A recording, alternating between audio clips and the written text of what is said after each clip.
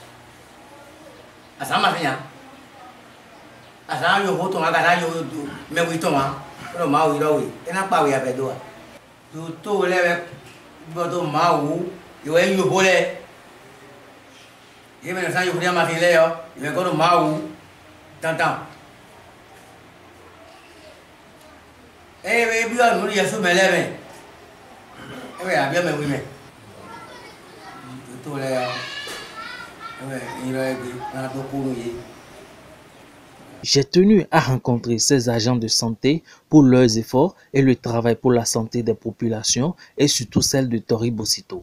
Ils m'ont accompagné durant cette cérémonie en mémoire des ancêtres à travers leurs conseils et recommandations vu le contexte de crise sanitaire. J'ai respecté toutes leurs consignes et je tiens à les remercier et leur demander toujours leur soutien pour éviter la propagation du Covid-19 dans ma localité.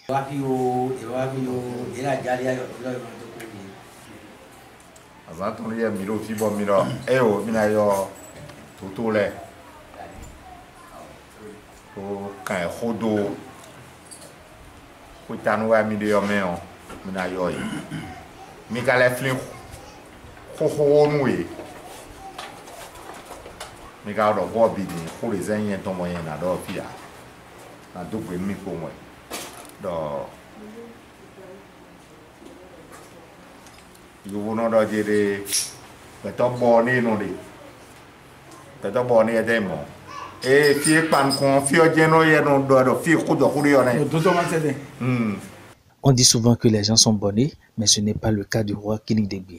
Il est ouvert d'esprit et ne fait de différence entre personnes. Il a tenu à rencontrer le personnel de santé de Menontin pour les remercier de leur aide durant la cérémonie Huetano.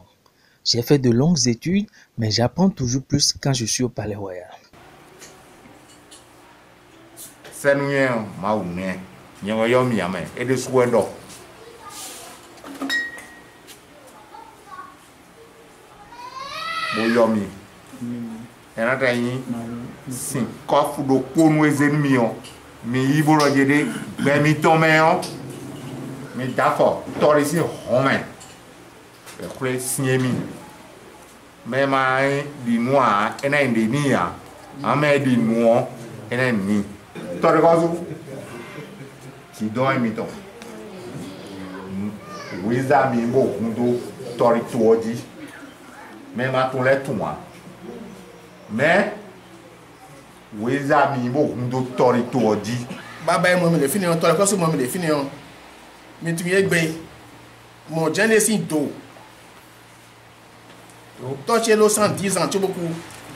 Le roi Kinindegbe n'a pas changé.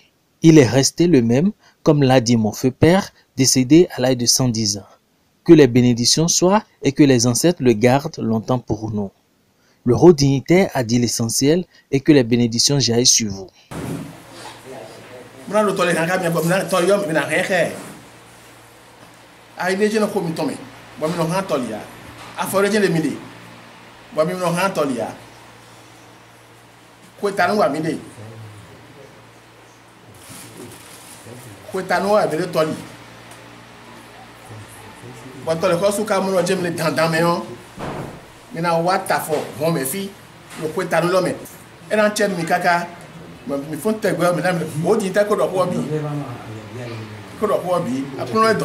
Minda khosu le moe. Wenu mehole. Oja kaile enu fi wa mejo mi mobi. Mi de mi aje monji le yo. Kini de gbe yo. Monument ton vi ou vitikli na mu. Do fi. Do e ta fo mais fondé toriosi en fort domaine. Bodro nou ana. C'est une initiative louable du roi. Il n'est pas permis à tout le monde de fouler le sol du palais royal. Mais compte tenu de l'importance de la tâche des agents de santé, le roi les a invités au palais. Je les remercie beaucoup. Miko bilofi. Demika de goni. Bedo emina no popo miko ebi e jurewe bele mi no popo miko. Demi de goni o mi no. Mo vi se to gbe ya. O kendo ko npo dokun ken ka do e yi kweton e tu na wa na o porque to di toro na gble ya ka ho di we e de su tun to di to e ken but da ho le bi yo e na ta cheji bo yi ko ya ho su kini de gbe e zeni o so wo pon pere ro tori ya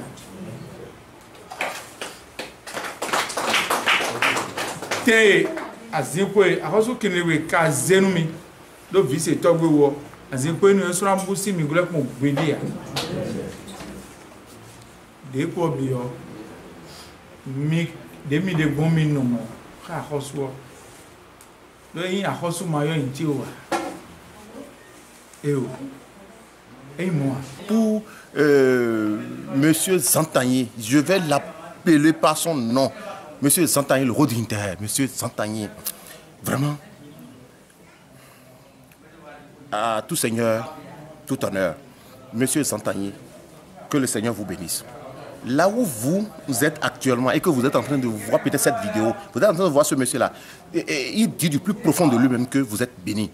Vous êtes béni, pas pour votre beauté, pas pour votre, je ne sais pas, qualité, votre hauteur, votre corpulence, mais vous êtes béni pour votre bienveillance. En tout cas, d'abord pour votre bonne foi. Pour vos aides sociales que vous n'avez cessé de le faire au quotidien. Alors, je passe par cette caméra-là pour vous dire encore une fois merci. Ému par ces mots d'encouragement, le personnel n'a pas manqué de remercier le roi pour ses actions à l'endroit de sa population, sans oublier également d'exprimer leurs impressions à l'endroit de leur directeur général, qui est un roi dignitaire de la cour royale. Nous avons la chance d'avoir un roi dignitaire de notre rang au niveau du palais. C'est notre directeur. Et là, le roi, il est à côté du roi ici. Il est à côté du roi ici. Le roi est en train de faire quelque chose. Nous pouvons rester derrière. Donc nous avons jugé d'être présents le jour du démarrage des événements.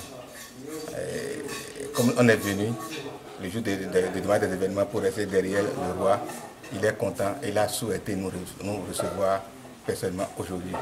Je ne suis pas quelqu'un qui fréquente les palais, parce que quand on dit palais royal, tout le monde a peur. Nous les intellectuels, on a toujours peur. Mais la particularité, c'est que ce roi a la face, je ne sais pas si c'est facile, je vais dire, mais il attire les gens. Je crois que c'est une qualité que je ne trouve pas ailleurs. Et ça, vraiment, je lui reste très très reconnaissant par rapport à ça, parce qu'on ne voit pas partout un roi de son rang qui nous appelle. Nous sommes ici devant dans le palais royal, mais il nous appelle pour nous recevoir aujourd'hui personnellement. C'est un honneur pour nous. Et c'est dans une ambiance conviviale qu'a pris fin cette rencontre qui aura été une occasion d'échange et de partage.